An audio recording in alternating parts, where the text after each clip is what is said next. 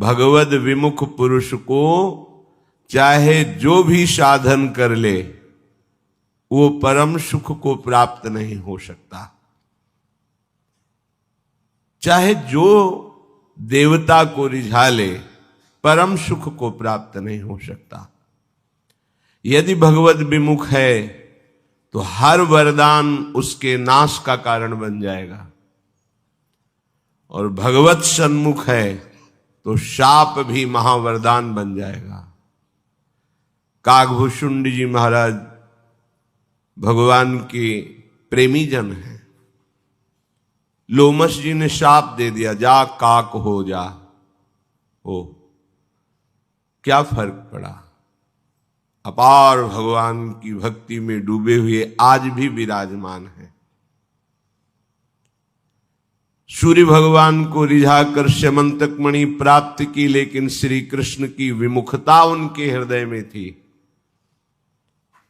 क्या दशा हुई श्रीमद् भागवत में देख लीजिए। वो भी मारे गए, उनके भाई भी मारे गए।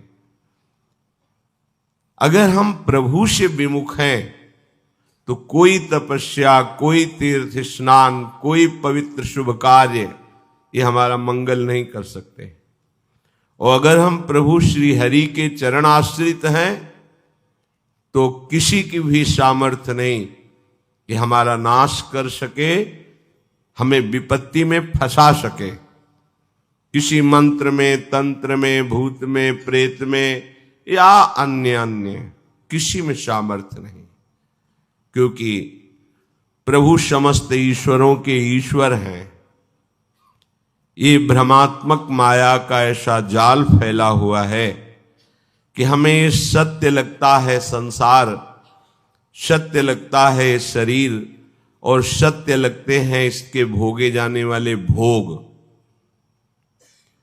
इसी में राजी रख करके माया हमारे समय को नष्ट करती रहती है, और जो हमें अमूल्य समय मिला था भजन के लिए, भगवत प्राप्ति के लिए, प्रभु श्री हरि को रिझाने के लिए, प्रियाजू को रिझाने के लिए, वो व्यर्थ में इंद्रियों के रिझाने में चला जाता है।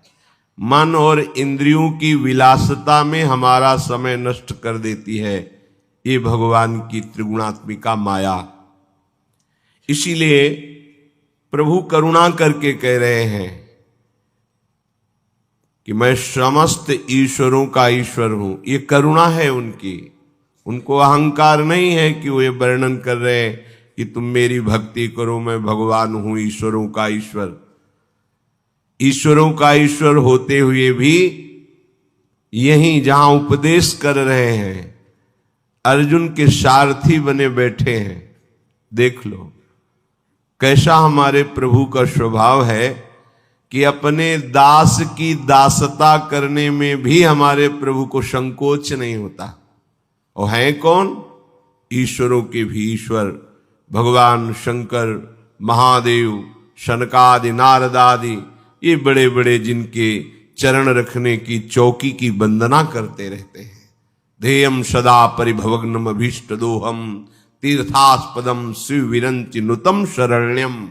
ओहो, ऐसे महामहिम प्रभु हैं, पर जो इनकी भक्ति करता है चरणों का आश्रय लेकर, ये इतने कृपालु हैं कि उसके सेवक बन जाते हैं। प्रभु कह रहे पुरुषा स परः पार्थ भक्त्या लभ्यस्त्वनन्यया यस्यान्तःस्थानि भूतानि येन सर्वमिदं ततम्।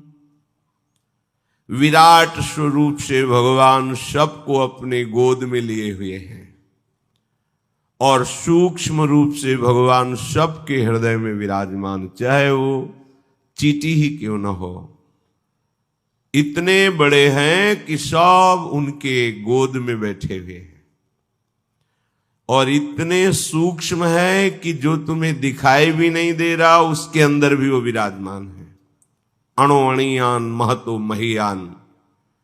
प्रभु कह रहे हैं हे प्रथानंदन अर्जुन, संपूर्ण प्राणी जिसके अंतर्गत है, जिससे यह संपूर्ण संसार व्याप्त है, वह परम पुरुष परमात्मा केवल अनन्य भक्ति के द्वारा प्राप्त किया जा सकता है।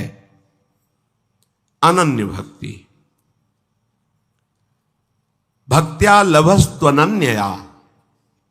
ये जब तक अन्य आश्रय है, अन्य बल है, अन्य सत्ता है तुम्हारे हृदय में, तब तक अनन्य भक्ति नहीं जागृत होती।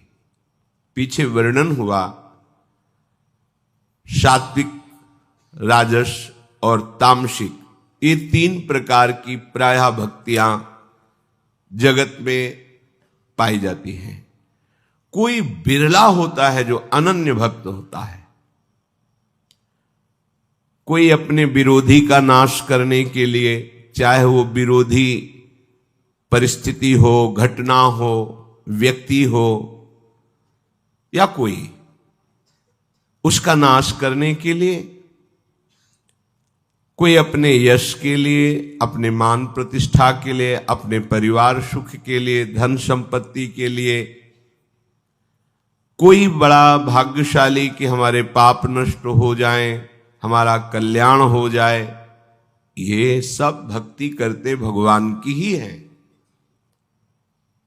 पर इसे अनन्य भक्ति नहीं कहते। ये समर्थ नहीं है भगवत साक्षात्कार कराने में, समर्थ है अनन्य भक्ति। इस अनन्य भक्ति को यदि आप समझ लिए तो आपको बिना श्रम के भगवत प्राप्ति हो जाएगी, पर थोड़ा अहंकार के कारण समझना कठिन होता है। ये क्रिया प्रधान भक्ति नहीं है। जो अनन्य भक्ति है ये क्रिया प्रधान नहीं है, ये भाव प्रधान है।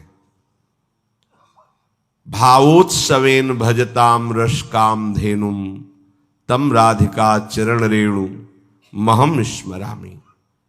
ये भावोत्सव के द्वारा हर समय अपनी प्यारी जू और प्यारे जू में, श्यामा श्याम में चित्तवृत्ति जोड़े हुए, उनके अनुराग में रगा हुआ उपासक गदगद सुर नैना सजल दंपति रस रह भीन, इहगत वृंदा विपिन में फिरे प्रेम तन लीन। ये है वो महापुरुष अनन्य भक्ति का हृदय में विस्तार किए हुए। ये जहां चरण रख दे वहां तीर्थ प्रकट हो जाए, अर्थात उनकी चरण रज तीर्थों से भी अधिक पावन करने वाली, क्योंकि तीर्थी कुर्वन्ति तीर्थानि। इनके चरणों की रज का ऐसा महत्व है कि अगर तीर्थों में चले जाएं तो तीर्थ निष्पाप हो जाए। लोगों के लोक पावन करने की सामर्थ्य होती है भगवान के अनन्य भक्त में। अनन्य भक्ति का प्रादुर्भाव अनन्य भक्तों के संग से ही होता है। रेमन रसकन संग बिन रंच न उपजय प्रेम। भक्ति की क्रियाएं हो सकती हैं, पर अहम युक्त क्रियाएं होने के कारण दैन्य भाव नहीं आएगा, क्योंकि दैन्य भाव अधीनता से आता है। इष्ट गुरु की अधीनता ही दैन्यता लाती है, और साधन की प्रणाली और उसको मैं कर रहा हूं इसमें अहमता रहती है। पवित्र है वो, पुण्यात्मा है वो, साधक है वो, पर भगवत प्रेम का अधिकारी नहीं है। भगवत प्रेम का अधिकारी दैन्य होता है। उसको हृदय में अनुभव होता है कि मैं तो एक तिनका हूं, मुझे प्रभु की कृपा जहां उड़ा के ले जाए, जहां रख दे, जैसे चलावे, पूर्ण आश्रित, पूर्ण आत्मसमर्पण, कर्ता भाव रहित, भोक्ता भाव रहित, मन का निरंतर अपने आराध्य देव में ही सावई मनः कृष्ण पदारविंदयो रमण करना।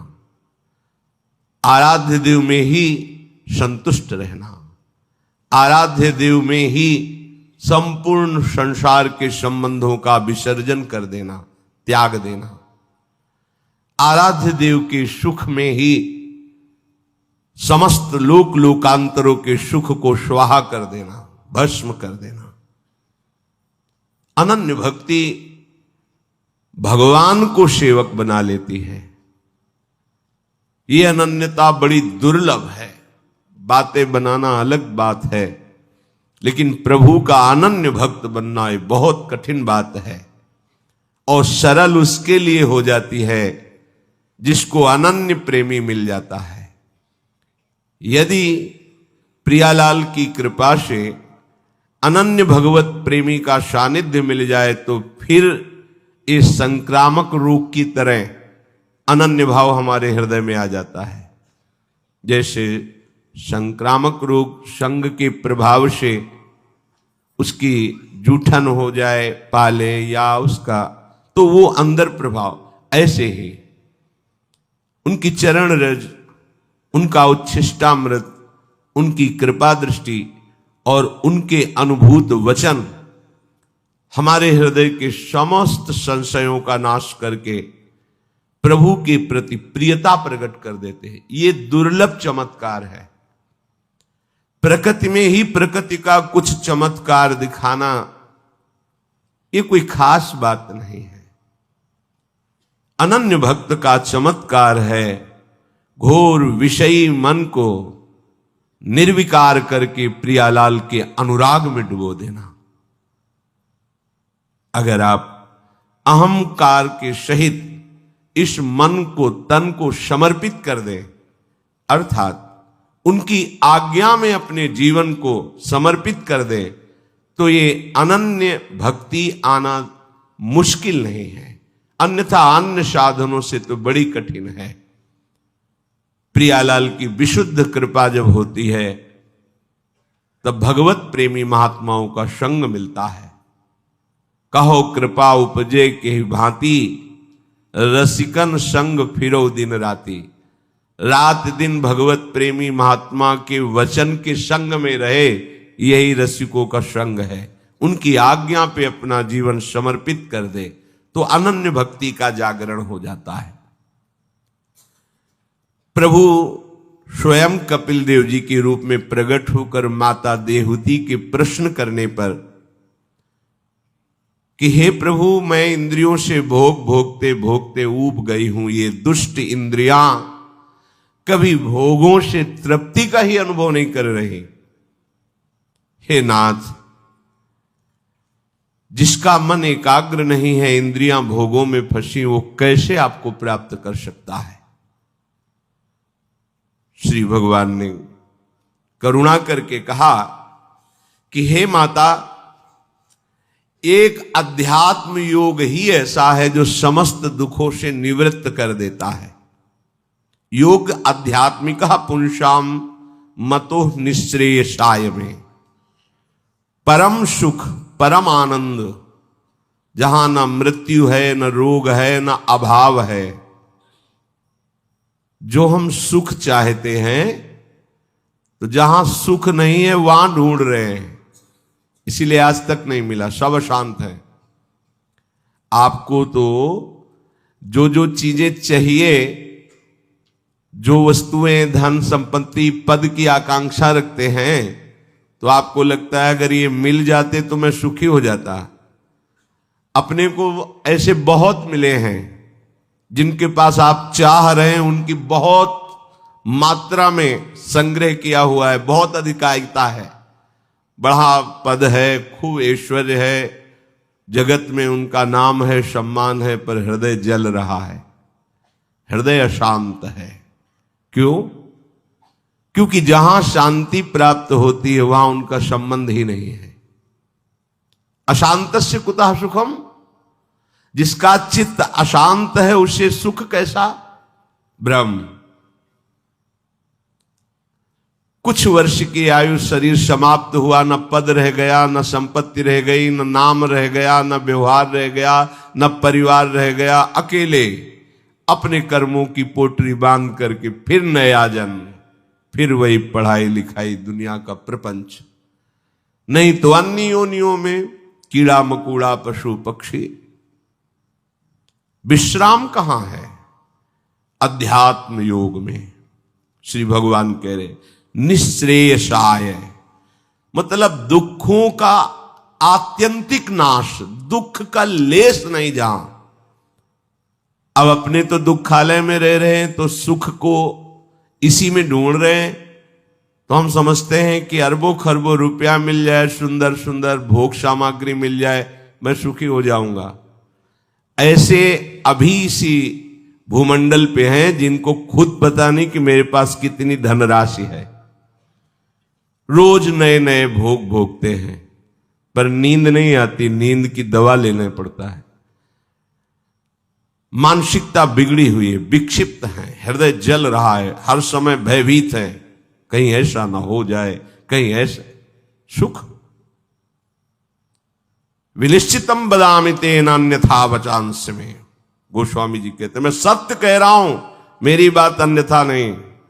जब तक तुम हरि भजन नहीं करोगे तब तक तुम्हें त्रिकाल में त्रिभुवन में कहीं भी शांति नहीं। छूटवे के जतन विशेष बांधे जाएगो, वह विष भोजन जो सुधा सानी खाएगो। अगर अमृत भी खाएगा तो विष बन जाएगा। हरि विमुखता में तुझे कहीं शांति नहीं मिलेगी। अगर हरि के सन्मुख हो तो विष भी अमृत हो जाए। गरल सुधा रिपु करहि मिताई, गोपद सिंधु अनल शीतला। आग शीतल चंदन की तरह हो जाएगी। समुद्र जो अथाह अगाध है वो गाय के खुर के गड्ढे के समान हो जाएगा। विष अमृत बन जाएगा। दुश्मन सब मित्र बन जाएंगे यदि हरि की कृपा हो जाए तो ये हरि के चरणों का आश्रय ही आत्यंतिक सुख का स्वरूप है। ये कैसे प्राप्त होता है? तो श्री भगवान कहते हैं कि मन ही बंधन और मोक्ष का कारण है। चेता खलवश्य बंधाय मुक्तये चात्मनो मतम। ये तुम्हारा जो चित्त है, जो मन है, यही तुम्हारे बंधन का कारण है। ये जब किसी विषय का चिंतन करता है भोग भावना से, किसी व्यक्ति का चिंतन करता है राग या द्वेष से, तो ये बंधन का कारण बन जाता है। अगले जन्म की ये पूरी तैयारी करा देता है। नाना प्रकार के भ्रमात्मक दुख सुखों में फंसा देता है। और जब यही मन प्रभु का चिंतन करने लगता है, प्रभु के नाम का, प्रभु के रूप का, प्रभु की लीलाओं का, प्रभु के गुणों का, प्रभु के भक्तों का, तो यही मोक्ष का खुला हुआ द्वार हो जाता है।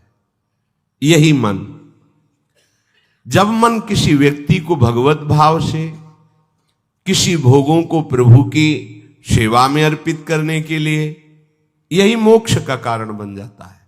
और जब किसी भोगों को स्वयं भोगने के लिए और किसी व्यक्ति को राग द्वेष से, यही बंधन का कारण स्पष्ट।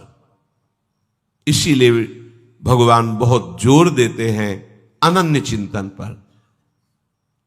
तुम्हारा चिंतन भगवत भाव से निरंतर चलता रहे तो जितनी श्वासें हैं वो प्रभु को अर्पित कर देने का फल होगा, प्रभु के समीप पहुंच जाना।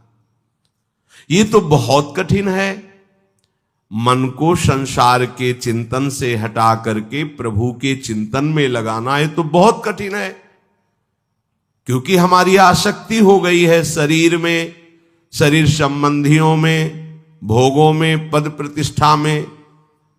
बड़ा सुख लगता है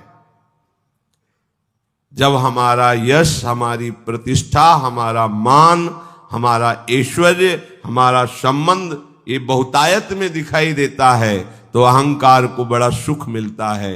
यही दुख में फंसने का मूल कारण है। और संसार में यही उद्देश्य रखा जाता है। देखो ना भ्रम, जो हमारे दुख का मूल कारण है वही हम उद्देश्य लिए घूम रहे हैं, तो सुख कैसे मिलेगा? धतूरा बोओगे तो विषय खाने को मिलेगा ना, अमृत तो नहीं मिल जाएगा। अगर धतूरे में एक जीवन नष्ट करने की सामर्थ्य है तो मान प्रतिष्ठा प्रशंसा भोग भावना ये कई जन्म नष्ट करने की सामर्थ्य रखता है। बुद्धि हमारी भ्रमित है, इसलिए हम समझ नहीं पा रहे। विष तो एक जन्म मारता है, विषय देखो ना, जब से सृष्टि हुई आज तक मार ही तो रहा है। मरते मरते थक गए, मरना नहीं मिटा, फिर मरना पड़ेगा। अरे अब तो ऐसा मरो कि अब जन्मना ना पड़े, मृत्यु महोत्सव हो जाए। तो हे प्रभु, ये आसक्ति हमारी हो गई है शरीर में, शरीर संबंधियों में, भोगों में। तो जहां हमारी आसक्ति होती वहीं हमारा मन चित्त चिंतन करता है। और आप कह रहे हैं कि अगर मन चिंतन करे निरंतर प्रभु का तो मुक्त है, जीवन मुक्त है। अभी कैसे हो सकता है ऐसा? तो श्री भगवान ने कहा, प्रसंगमजरम पाशमात्मनः कवयो विदुः स एव साधु सुकृतो मोक्ष द्वारमपावृतम। खुला हुआ मोक्ष का द्वार खुल गया। क्या? जो तुम्हारी शरीर में आसक्ति है, शरीर के रिश्ते नाते संबंधियों में आसक्ति है, भोगों में आसक्ति है, वही नरक का खुला हुआ द्वार है। कैसे? त्रिविधम नरकस्येदम द्वारम नाशन मात्मना कामः क्रोधा तथा लोभा तस्मादेत्रयम् त्यजेत। जब तुम शरीर भाव से होते हो तभी तुम्हें काम वेदना सताती है। काम में बाधा पड़ने पर क्रोध का जागरण होता है। क्रोध ही नाश का स्वरूप बन जाता है। क्रोध हमारी स्मृति का नाश करता है, स्मृति से बुद्धि नष्ट हो जाती, बुद्धि नाश ही सर्वनाश हो जाता है। काम क्रोध और लोभ ये नरक के खुले हुए द्वार है। अगर यही आसक्ति प्रभु के प्रेमी महात्मा के चरणों में हो जाए तो कह रहे हैं मोक्ष द्वारम अपावृतम, खुल गया मोक्ष का द्वार। अब बस केवल प्रवेश करना है, अर्थात उनकी आज्ञा का पालन करना है। जो आसक्ति शरीर में, भोगों में, संबंधियों में है, यदि वो श्री भगवान के प्रेमी महात्मा सदगुरुदेव के चरणों में हो जाए तो मोक्ष का खुला हुआ द्वार है। अब प्रभु वर्णन करते हैं कि वो महात्मा जन कैसे होते हैं, जिनके चरणों में संपूर्ण आसक्ति समर्पित की जाए और हमें भगवत प्राप्ति हो जाए। साधारण शब्दों में, जिनके चरणों के सहारे से हम माया से मुक्त हो जाएं, अर्थात जिनके चरणों में सर रख करके निश्चिंत हम हो जाएं कि अब हो गया सब कुछ, मुझे गुरुदेव मिल गए, मानो प्रभु मिल गए, गुरुदेव का सहारा मिल गया, अब ये संसार समुद्र मुझे डुबो नहीं सकता। क्योंकि गुरु कृपालोह कृपया वदेत, विश्वेश्वर पादाम्बुज दीर्घ नौका। कृपालु गुरुदेव अपनी वाणी से हमें ऐसे सावधान करके निकाल लेते हैं समुद्र से, जैसे कोई समुद्र में डूब रहा और विशाल नौका समीप लाकर उसे उठाकर उस नौका में बैठा ले। तो विश्वेश्वर पादाम्बुज दीर्घ नौका, भगवान विश्वेश्वर के चरणारविंद रूपी दीर्घ नौका का आश्रय गुरुदेव प्रदान कर देते हैं। प्रिया प्रीतम के चरणों की शरणागति। तो वो कैसे होते हैं जिनके चरणों में हम आत्मसमर्पण कर दें? तो श्री भगवान कहते हैं वो संत कैसे, तितिक्षवः, बड़े सहनशील होते हैं। कितना भी कोई उनका अपमान करे, निंदा करे, विरोध करे, उनके हृदय से यही निकलेगा, तुम्हारा सर्व मंगल हो, न इस लोक में तुम्हें कभी कष्ट मिले, ना कभी परलोक में कष्ट मिले, भगवान तुम्हें सदैव सुखी रखे। ठाकुर श्री हरिदास जी को 22 बाजारों में कोड़ों से मार मार करके मृत्यु दंड दिया। अपराध कृष्ण नाम गायन का। कैसा दुष्ट है संसार। जो अपराधी हैं उनको दंड देना उचित है, लेकिन जो निरपराध है उनको दंड देना भारी दुष्टता है। कैसी दुष्टता हर समय जो नाम में डूबे हुए हैं ऐसे निर्मल महात्मा को 22 बाजारों में कोड़े मार मार कर मृत्यु दंड का ऐलान ऐसा ही किया गया। सुकोमल त्वचा, जहां कोड़ा पड़ता त्वचा खिंच जाती, रक्त छलछला आता, उसी पे और कोड़े मारते। एक बार भी ऐसा नहीं कहा कि हे हरि बचा लो, नहीं कहा। हरि बोल, जैसे ही कोड़ा लगता हरि बोल। वो दुष्ट जल्लाद जब मारते और देखा कि व्यथित नहीं हो रहा, अब भी ये बोलता है हरि बोल हरि बोल, मुस्कुरा दिए, अब तुम्हारा कल्याण हो जाएगा। उनको अपनी पीड़ा की फिक्र नहीं है। ये जो दुष्ट भाव से पीट रहे हैं, ये हरि को समर्पित शरीर है, इनका पतन हो जाएगा, ये तो नष्ट हो जाएंगे। जब वो बोले हरि बोल कहता है तो प्रसन्न हो गए हरिदास जी। 2 बार हरि बोला, अब इनका तो कल्याण निश्चित है। ये है तितिक्षवा, अपने कष्ट की परवाह नहीं है। ईसा मसीह जी को क्रूस पे टांगा गया तो आंसू निकल पड़े। पूछा निजी परिकरों ने, प्रभु बहुत कष्ट हो रहा होगा? बोले नहीं, ये आंसू उसके लिए, उस शिष्य के लिए है जिसने मुझे सूली पर टंगवाया है। शिष्य ने ही उनके इस सूली पर चढ़ने का पूरा षड्यंत्र रचा था। मैं अपने ईश्वर से प्रार्थना करता हूं कि उसको कभी कष्ट ना हो। कैसा हृदय, कैसा हृदय होता है, संतों का कैसा हृदय होता है। महाप्रभु हरिवंश चंद्र जी के लिए सेवक जी लिखते हैं, करत जे अनशहन निंदक तीनों पे अनुग्रह कियो। जो अनशहन करके अवहेलना करते हैं, अपमान करते हैं, निंदा करते हैं, उनका भी मंगल किया। ये संत ऐसे होते हैं। संत ते होई न कार जहानी। साधु से कभी किसी का अमंगल नहीं हो सकता। वो गुस्सा होकर शाप दे दे तो भी वरदान से बढ़कर होता है। नारद जी ने शाप दे दिया नलकुबर मणिग्रीव को, क्या जा वृक्ष योनि को प्राप्त हो। कहां के वृक्ष बनाया? नंदालय के। और जो बड़े बड़े मुनियों के ध्यान में भी बड़ी दुर्लभता से आते हैं, उन श्री कृष्ण का स्पर्श और संभाषण और दर्शन प्राप्त हुआ। यह शाप था या वरदान था? भगवान के जो प्रेमी भक्त होते हैं, वो महान से महान कष्ट सहकर कष्ट देने वाले को कष्ट रहित कर देते हैं। ये त्रिभुवन में कहीं ऐसा स्वभाव नहीं पाया गया। ऐसा स्वभाव त्रिभुवन में किसी का नहीं जैसा संत का है। इसीलिए भगवान अधीन हो जाते हैं। स्वयं भगवान कहते हैं, निरपेक्षम मुनिम शांतम निर्वैरम समदर्शनम अनुब्रजाम्यहम नित्यम पुएत्यंगुरेणु भी। ये जो किसी की अपेक्षा नहीं रखते, जो सदैव मेरा ही मनन करते हैं, हर परिस्थिति में शांत रहते हैं, किसी से द्वेष नहीं करते, सब में मेरा ही भाव करके समदर्शी हैं, ऐसे महात्माओं के पीछे मैं डोलता हूं कि उनकी चरण रज मेरे ऊपर पड़ जाए और मैं पावन हो जाऊं। ये श्री भगवान के वचन। कैसी महामहिमा भगवत प्रेमी महात्माओं की। कारुणिकाहा, उनके हृदय में करुणा उछलती रहती है। थोड़ा सा जो वात्सल्यमयी मां है, उसकी तरफ झांक के देखो। तुम भले उसे पीट दो, अपमानित कर दो, लेकिन तुम्हें ठोकर भी लगेगी तो आह उसका हृदय बोलेगा, अरे अभी पीट के गया है, पर उसको ठोकर लगेगी तो उसका हृदय लगा तो नहीं तेरे। एक वात्सल्य के अंश से समस्त ब्रह्मांडों की माताओं का हृदय रचा गया है। ऐसे वात्सल्य समुद्र प्रभु को जो रिझा लिए हैं, उन महात्माओं का हृदय कैसा होगा, अनुमान भी नहीं लगा सकते आप।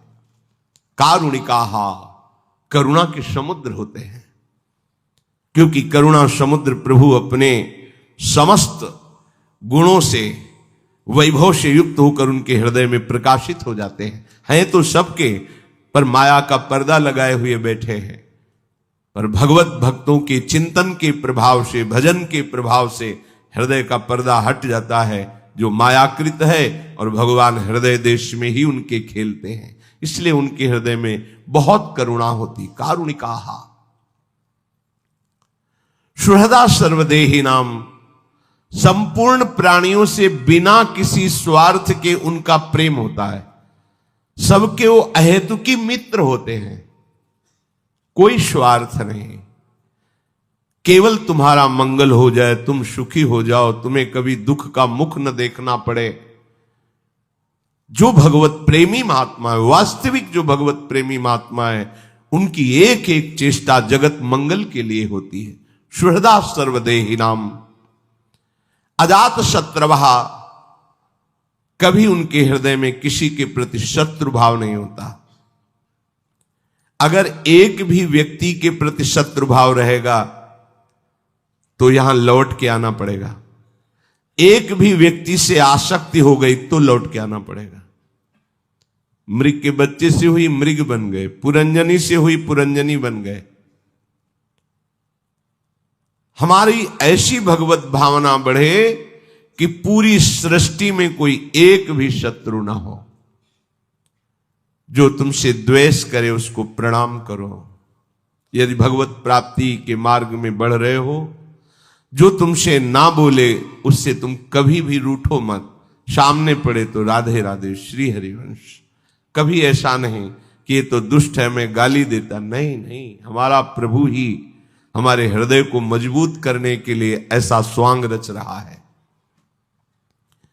सच्ची मानना, भगवान अपने भक्त को समर्थ बनाने के लिए लीला करते हैं, वही है, कोई दुष्ट नहीं है। किसकी सामर्थ्य है कि प्रभु के पार्षद को गाली दे दे, प्रभु के पार्षद को पीट दे, प्रभु के पार्षद की अवहेलना कर दे? ये भगवान इसीलिए करवाते हैं कि तुम समर्थ बनो, द्वंद्वों को परास्त करो, ना कि द्वंद्वों से परास्त हो जाओ। तुम मेरे सेवक कहलाकर द्वंद्वों से परास्त हो जाओगे तो ठीक नहीं है।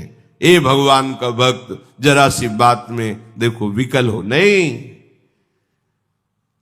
कोई भी भगवान का प्रेमी महात्मा ऐसा चरित्र नहीं पाया गया कि कभी किसी भी परिस्थिति में व्यथित हो गया है।